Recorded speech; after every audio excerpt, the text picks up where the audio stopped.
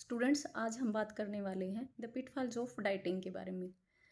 क्या क्या खतरे और नुकसान हो सकते हैं अगर हम अल्पाहार पे जाते हैं, डाइटिंग करते हैं, तो हमें उसके क्या क्या रिजल्ट फेस करने पड़ते हैं। तो आजकल क्या है, हर एक व्यक्ति जो है स्लिम और ट्रिम रहना चाहता है, हर एक व्यक्ति फिट रहना चाहता है, हेल्दी रहना चाहता है। तो उसके लिए वो जो तरीके यूज़ करता है उसमें सबसे पहले शॉर्टकट मेथड आता है कि डाइटिंग कर लेते हैं तो वेट कम हो जाएगा। हालांकि रिसर्च स्टडी बताते हैं कि जब लोग डाइटिंग पे जाते हैं तो स्टार्टिंग में उनको बहुत अच्छे रिजल्ट मिलते हैं, यानी जो वो चाहते हैं वेट लूज करना, अपना वेट कम कर लेते हैं। लेकिन जैसे जैसे वो अपना पहले वाला रूटीन फॉलो करते हैं, पहले वाले डाइट सिस्टम पे आते हैं, तो उनका वेट भी पहले की तरह उसी सिचुएशन में आना शुरू हो जाता है। यानी जिस वेट पे उन्होंने डाइटिंग शुरू की थी उसी वेट पे वो आके रुक जाते हैं। और कई बार तो ये भी देखा गया है कि आपका वेट बढ़ भी सकता है, यानी चांस हैं वेट बढ़ने के। अगर डाइटिंग के बाद अगर रूटीन डाइट फॉलो करते हो उसके बाद आपका वेट बढ़ सकता है। तो जो जो नीड होती हैं हमारी बॉडी की, न्यूट्रिएंट्स जो हमारी बॉडी को चाहिए, अगर उतने हम अपनी बॉडी को नहीं देते तो वो हमारे लिए डेंजरस हो सकते हैं, हमारी सेहत के लिए हानिकारक हो सकते हैं। तो उसमें सबसे पहले जो पॉइंट आता है वो है एक्सट्रीम रिडक्शन ऑफ कैलोरीज।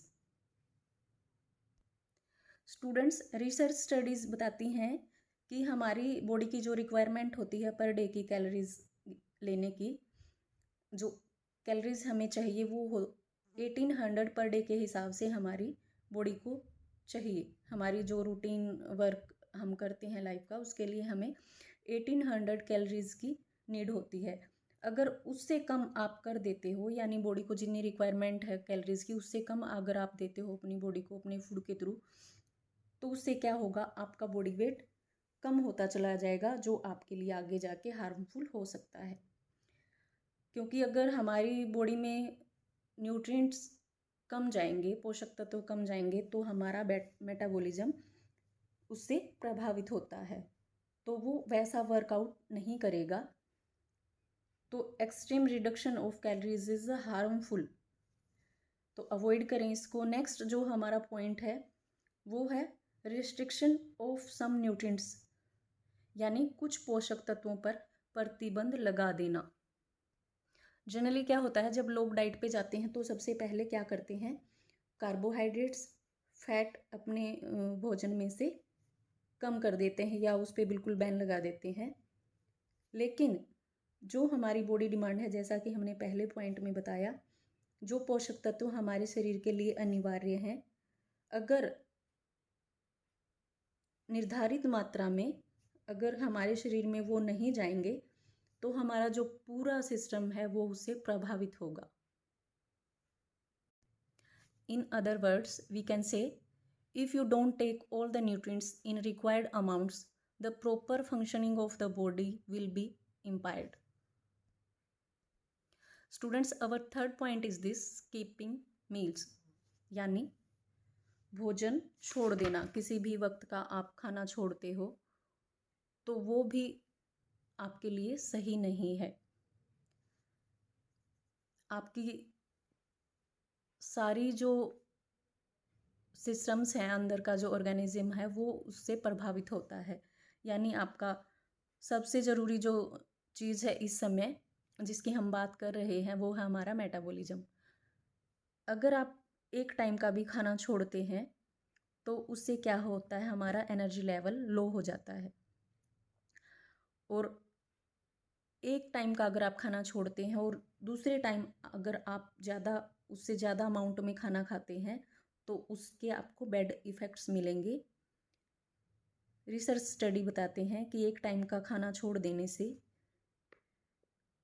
आपने जो कैलोरीज बीच में नहीं ली और दूसरे टाइम जब आप भोजन करते हैं उस टाइम अगर आपने एक्स्ट्रा कैलोरीज ली और वो बर्न नहीं कर पाए तो उसके आपको हार्मफुल रिजल्ट मिलेंगे। स्टूडेंट्स, मैं बीच में आपको बताना चाहूँगी, अगर आप चैनल पर नए हैं पहली बार वीडियो देख रहे हैं तो चैनल को सब्सक्राइब करें, लाइक करें, कमेंट करें।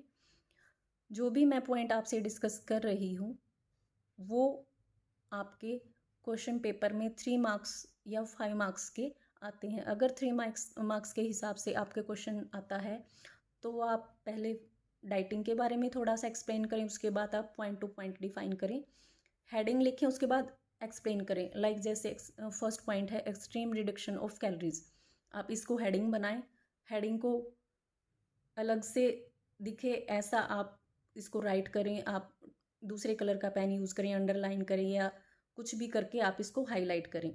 उसके बाद आप इसको एक्सप्लेन करें अच्छे से, तो आपका कोई भी मार्क्स कहीं पे भी कट नहीं होगा। Our fourth point is intake of calories through drinking, यानी पेय पदार्थों के द्वारा कैलोरी ग्रहण करना। यदि आप अपना भार कम करना चाहते हैं तो आप इस बात पर अधिक ध्यान देते हैं कि आप अधिक न खाएं, न किस बात पर कि आप क्या पी रहे हैं। जनरली जो ड्रिंकिंग चीज़ें हम लेते हैं, पेय पदार्थ हम यूज़ करते हैं, क्रीम वाली, मीठी कॉफ़ी, मीठे जूस तथा कोल्ड ड्रिंक्स वगैरह जो हम पीते हैं, तो वो हमारा वेट इंक्रीज़ करने में हेल्प करते हैं, तो इसीलिए उन चीज़ों को अवॉइड करना चाहिए। नेक्स्ट हमारा पॉइंट है under estimate the calories, means वास्तव में जो भी व्यक्ति डाइटिंग का सहारा लेते हैं उनके द्वारा डेली रूटीन में ली जाने वाली कैलोरीज का कैसे पता चले। इसलिए यह आवश्यक है कि जो भी आप फूड ले रहे हैं, जो भी आहार आप ले रहे हैं, इस बात का ध्यान रखें कि उसमें कितनी कैलोरीज है और कितनी कैलोरीज हमने पूरे दिन में खाई है। Intake of labelled foods, dieting पर जाने वाले मोस्टली जो पर्सन होते हैं वो ऐसा खाना खाते हैं कि उस पे ये जैसे लेबल लगे होते हैं कि ये इसमें शुगर नहीं है, लो कैलोरीज है, फैट फ्री है। तो इस टाइप की जो चीज़ें होती हैं वो बेस्ट मानी जाती हैं कि अगर हम ये खाते रहेंगे तो हमारा वेट जो है कम होता चला जाएगा।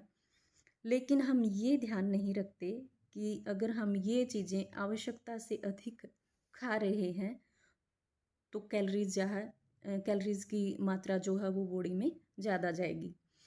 तो इन प्रोडक्ट्स को खाने की बजाय आप ऐसी चीज़ें यूज़ करें जो जनरली रियलिटी में आप अपने द्वारा बनाते हैं, घर में बनाते हैं और आपको पता है कि इसमें कितनी कैलोरीज है।